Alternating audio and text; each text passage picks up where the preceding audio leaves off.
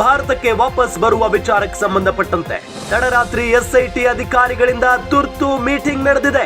CCB ಕಚೇರಿಯಲ್ಲಿ ದಿಢೀರ್ ತುರ್ತು ಸಭೆಯನ್ನ ನಡೆಸಿದ್ದಾರೆ ಆಫೀಸರ್ಸ್.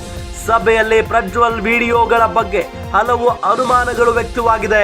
ವಿಡಿಯೋ ಬಗ್ಗೆ ಅನುಮಾನವನ್ನ ವ್ಯಕ್ತಪಡಿಸಿದ್ದಾರಂತೆ ಕೆಲವು ಅಧಿಕಾರಿಗಳು. ಪ್ರಜ್ವಲ್ ರಿಲೀಸ್ ಮಾಡಿರೋ ವಿಡಿಯೋದಲ್ಲಿ 3 ಬಾರಿ ಕೇಳಿಸಿತ್ತು ಹಾರ್ನ್ ಸದ್ದು. ಈ ಹಾರ್ನ್ ಸೌಂಡ್ ವಿದೇಶದ್ದಲ್ಲ ಅನ್ನೋ ಅನುಮಾನವೂ ಕೂಡ ವ್ಯಕ್ತವಾಗಿದೆ. ಅಲ್ಲದೆ ಪ್ರಜ್ವಲ್ ಹಣೆಯಲ್ಲಿ ಇಟ್ಟಿರುವಂತ ಕುಂಕುಮದ ಬಗ್ಗೆಯೂ ಕೂಡ ಡೌಟ್. ವಿದೇಶದಲ್ಲಿದ್ರೆ ಪ್ರಜ್ವಲ್ಗೆ ಕುಂಕುಮ ಸಿಕ್ಕಿದ್ ಹೇಗೆ ಅನ್ನೋ ಪ್ರಶ್ನೆಯನ್ನ ಕೆಲವು ಅಧಿಕಾರಿಗಳು ಎತ್ತಿದ್ದಾರೆ. ವಿದೇಶದಲ್ಲಿ ಇದ್ದಿದ್ದೇ ಆದ್ರೆ ಪ್ರಜ್ವಲ್ ಅವರಿಗೆ ಕುಂಕುಮ ಎಲ್ಲಿಂದ ಸಿಕ್ತು?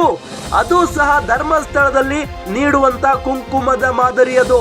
ಮೊನ್ನೆಯಷ್ಟೇ ಧರ್ಮಸ್ಥಳಕ್ಕೆ ರೇವಣ್ಣ ಅವರು ಭೇಟಿ ನೀಡಿದ್ರು. ಹೀಗಾಗಿ ಪ್ರಜ್ವಲ್ ಭಾರತದಲ್ಲೇ ಇದ್ದಾರಾ ಅನ್ನೋ ಗಾಢ ಅನುಮಾನ ವ್ಯಕ್ತವಾಗಿದೆ.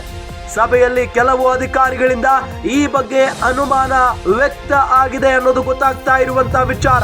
ನಿನ್ನೆಯೂ ಕೂಡ ಈ ವಿಚಾರದ ಬಗ್ಗೆ ಬಹಳಷ್ಟು ಜನ ಮಾತನಾಡ್ತಾ ಇರುವಾಗ ಪ್ರಜ್ವಲ್ ರೇವಣ್ಣ ವಿದೇಶದಲ್ಲಿದ್ದಾರಾ ಅಥವಾ ಭಾರತದಲ್ಲೇ ಇದ್ದಾರಾ ಅನ್ನೋ ಅನುಮಾನವನ್ನ ವ್ಯಕ್ತಪಡಿಸಿದ್ರು. ಅದರಂತೆ ತಡರಾತ್ರಿ ಎಸ್ಐಟಿ ಅಧಿಕಾರಿಗಳ ತಂಡ ತುರ್ತು ಸಭೆಯನ್ನ ನಡೆಸಿದೆ ಸಿಸಿಬಿ ಕಚೇರಿಯಲ್ಲಿ. ಸಭೆಯಲ್ಲಿ ಪ್ರಜ್ವಲ್ ವಿಡಿಯೋ ಬಗ್ಗೆ ಹಲವು ಅನುಮಾನಗಳನ್ನ ಕೆಲವು ಅಧಿಕಾರಿಗಳು ವ್ಯಕ್ತಪಡಿಸಿದ್ದಾರೆ. ಪ್ರಜ್ವಲ್ ರಿಲೀಸ್ ಮಾಡಿರುವಂತ ವಿಡಿಯೋದಲ್ಲಿ 3 ಬಾರಿ ಹಾರ್ನ್ ಸದ್ದು ಕೇಳಿರೋದು. ಈ ಹಾರ್ನ್ ಸೌಂಡ್ ವಿದೇಶದ್ದಲ್ಲ ಅನ್ನೋ ಅನುಮಾನವನ್ನ ಕೆಲವು ಅಧಿಕಾರಿಗಳು ವ್ಯಕ್ತಪಡಿಸಿದ್ದಾರೆ. ಅಲ್ಲದೆ ಪ್ರಜ್ವಲ್ ಹಣೆಯಲ್ಲಿ ಇಟ್ಟಿರುವಂತ ಕುಂಕುಮದ ಬಗ್ಗೆಯೂ ಕೂಡ ಅನುಮಾನವನ್ನ ವ್ಯಕ್ತಪಡಿಸಿದ್ದಾರೆ ಕೆಲವು ಅಧಿಕಾರಿಗಳು. ವಿದೇಶದಲ್ಲೇ ಇದ್ದಿದ್ರೆ ಪ್ರಜ್ವಲ್ಗೆ ಈ ಕುಂಕುಮ ಹೇಗ್ ಸಿಕ್ತು ಅಂತ ಹೇಳಿ ಒಂದು ಪ್ರಶ್ನೆ. ಅದು ಸಹ ಧರ್ಮಸ್ಥಳದಲ್ಲಿ ನೀಡುವಂತ ಕುಂಕುಮದ ಮಾದರಿ. ಮೊನ್ನೆಯಷ್ಟೇ ಬಹಳ ಆಶ್ಚರ್ಯಕರ ವಿಚಾರ ಏನಪ್ಪಾ ಅಂದ್ರೆ ರೇವಣ್ಣ ಅವರು ಧರ್ಮಸ್ಥಳಕ್ಕೆ ಭೇಟಿ ನೀಡಿದ್ರು. ಹೀಗಾಗಿ ಪ್ರಜ್ವಲ್ ಭಾರತದಲ್ಲೇ ಇದ್ದಾರಾ ಅನ್ನೋ ಗಾಢ ಅನುಮಾನ ವ್ಯಕ್ತವಾಗ್ತಾ ಇದೆ.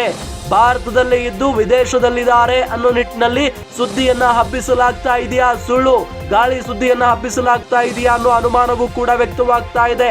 ಸಭೆಯಲ್ಲಿ ಕೆಲವು ಅಧಿಕಾರಿಗಳು ಈ ಬಗ್ಗೆ ಅನುಮಾನವನ್ನ ವ್ಯಕ್ತಪಡಿಸಿದ್ದಾರೆ. ಗ್ಯಾರಂಟಿ ನ್ಯೂಸ್, ಸುದ್ದಿ ಖಚಿತ, ನ್ಯಾಯ ನಿಶ್ಚಿತ.